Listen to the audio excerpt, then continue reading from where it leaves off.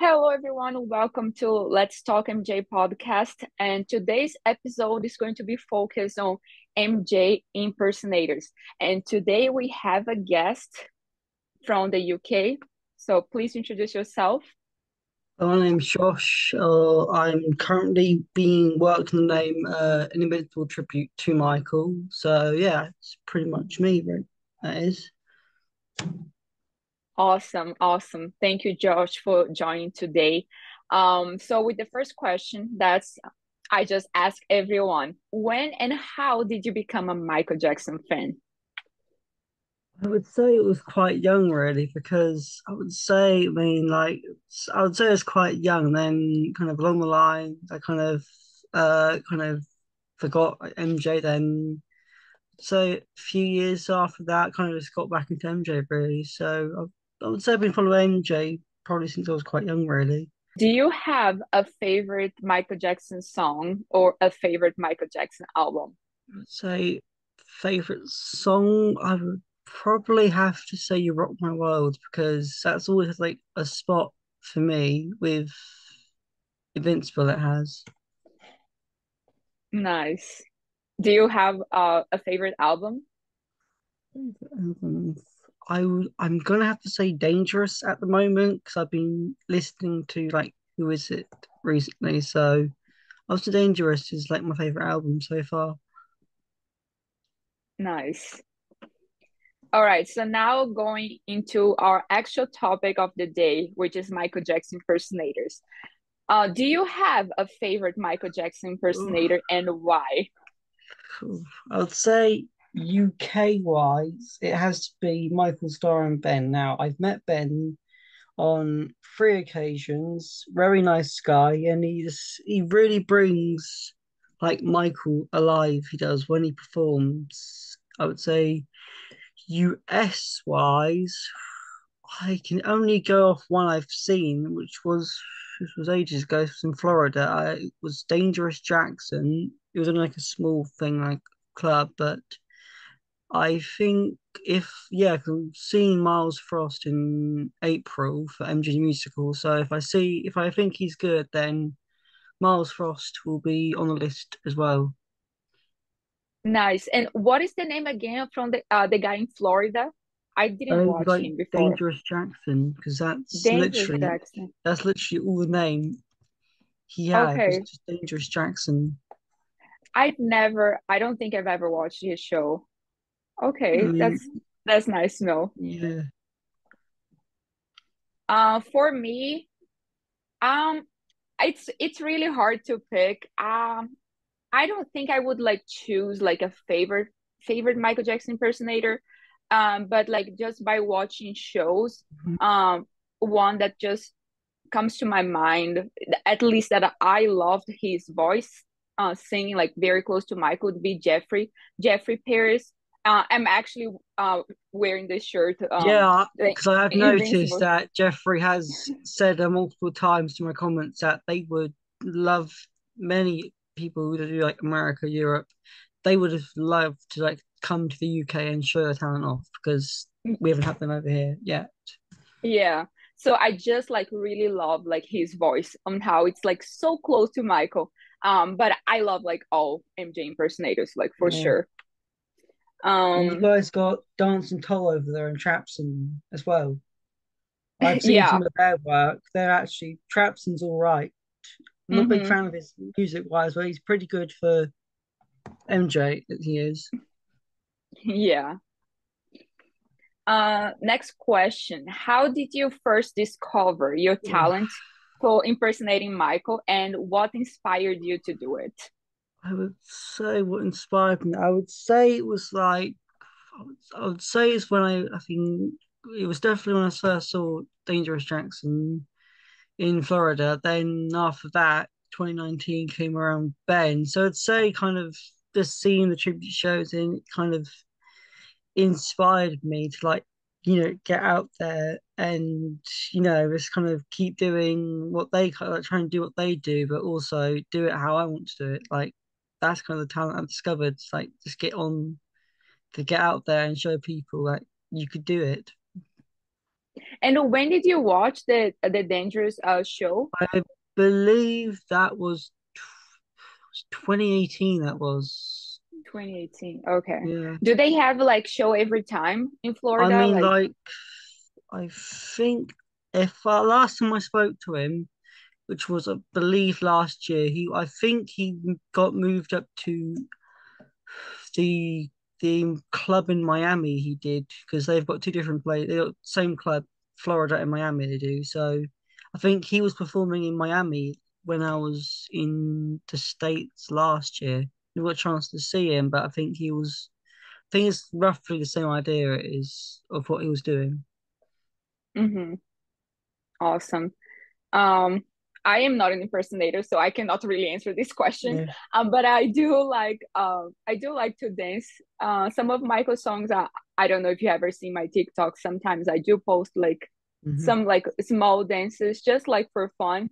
And I would say like just how I learned. I mean, I was a kid when would just like watch Michael's Hmm. DVDs like all the time and just try to learn those choreographies. That's how I learned, honestly.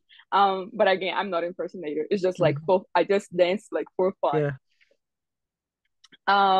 So next question, can you share any memorable experience you've had while performing as an MJ impersonator? I would say, pro- I would say probably my like memorable experience. I would say is like because when I get the chance to like do this stuff, like if it's like at families stuff or just recently, just performing like I've started like it was I think, a few weeks ago. I was just out on the street with Busker, just kind of just like whenever I get a chance to perform, I just enjoy it. I just enjoy the vibes and like how like the people enjoy it they do and I just enjoy the vibes and like it's really good just to feel the vibes that I get when I get chances to do these performances in front of people is just really good for me. Yeah, I totally understand that. I do remember this was like my 15th birthday. I didn't mention, but like I'm from Brazil. I do live in Minnesota now. Mhm. I'm in the US, but I'm from Brazil. And on my 15th birthday, we used to have this fan Michael Jackson fan club where I met a lot of Mhm. MJ impersonators. And I did like invite one to like perform at my birthday party. And it like I said, like the vibes are just like so amazing. And it Yeah, was like the whole like party was like all about like that performance, and it just mhm. like feels so good like to have like Yeah, that moment. And I don't know, it's I appreciate like all you guys work as impersonators to like yeah, keep Michael's legacy alive. I truly appreciate that because we don't get to see Michael anymore, but you guys yeah. keep this up. So I truly appreciate it.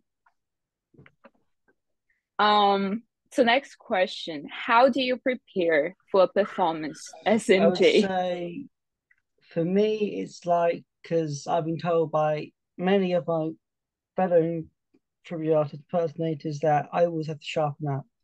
That's one thing they've constantly told me, sharpen up, sharpen up. So what I do prefer is do a few stretches, get the bones going, then just get into like the mood and the kind of experience of performing and trying to get the sense of what Michael would do as well. That's kind of like how I focus my mind and prepare to like perform or even if it's just rehearsals, kind of getting the focus and mindset of Michael it is.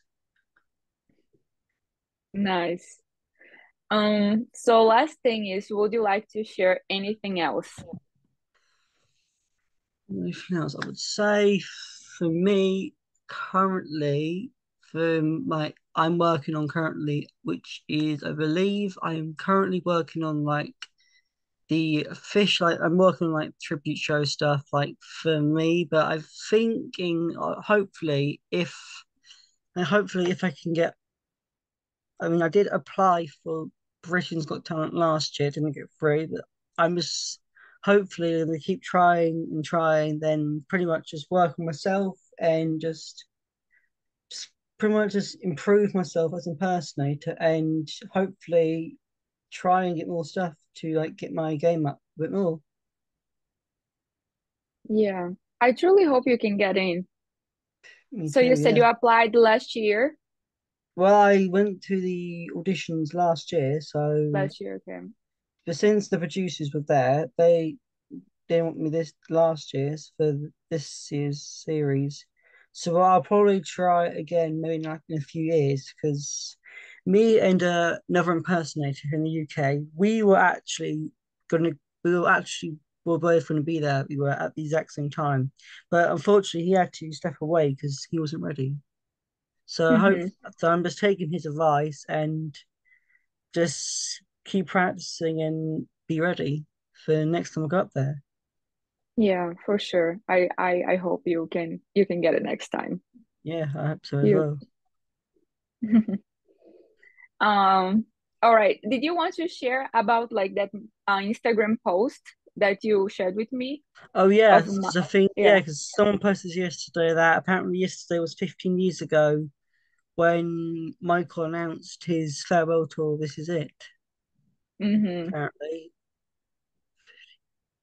Yeah, I know. I did you get it when he announced like did you get a chance to buy like the ticket I for mean, this instance? I think it was 2000. I don't even remember the announcement because I must have been what still very young. So I, Yeah, yeah, for sure. I mean, I would have loved to see the concerts live. I would have, but Mm-hmm. Yeah, it would have been a very yeah, I think a great lot of tour. people would have liked to see that tour. I know. But same as you, like at that time I was young and Yeah. I was not even like a Michael Jackson fan at that time, so I didn't buy the tickets. But yeah, it would have been a great tour if he was alive. Yeah. All right. So thank you so much, Josh. You're I welcome. truly appreciate your I do for this participation. one as well because, like, I think Adam Jackson, an Australian one, I think he's planning to get me on for his podcast as well. Want to be starting Hmm. something. So hopefully, if he gets back to me for season two, then I'll be in touch with him for the next podcast, probably. Nice, nice. All right.